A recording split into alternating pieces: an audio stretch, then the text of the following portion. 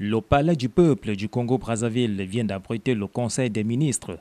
2 points étaient inscrits à l'ordre du jour, à savoir une communication du ministre d'État, ministre de l'économie, du développement industriel et de la promotion du secteur privé.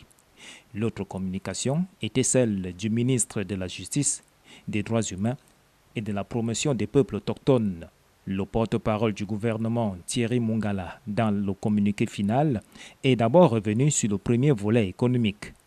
Prenant la parole, M. Gilbert Ondongo, ministre d'État, ministre de l'économie, du développement industriel et de la promotion du secteur privé, a rappelé qu'à l'invitation de son Excellence M. Paul Biya, président de la République du Cameroun, les 6 chefs d'État de la CEMAC se sont réunis à Yaoundé, capitale de ce pays, le 23 décembre 2016, et ce, pour un échange de vues sur la situation économique et monétaire de la sous-région.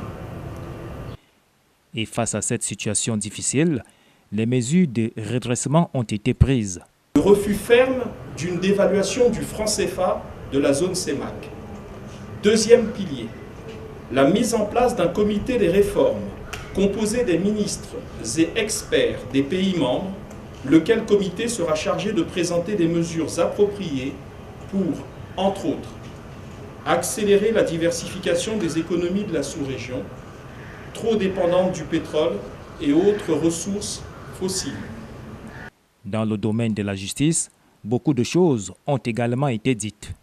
Monsieur Pierre Mabiala, ministre de la Justice, des Droits humains et de la promotion des peuples autochtones, a informé les membres du Conseil des ministres des circonstances dans lesquelles s'est déroulée l'évasion du 29 décembre 2016, survenue à la maison d'arrêt centrale de Brazzaville. Prenant la parole à l'issue de ces 2 communications, le président de la République, après avoir dressé un bilan rapide de l'action du gouvernement depuis sa formation rendue publique il y a environ 8 mois, a rappelé que les actions du gouvernement étaient contenues dans la feuille de route à mener pour lutter contre la crise financière qui accable actuellement le Congo.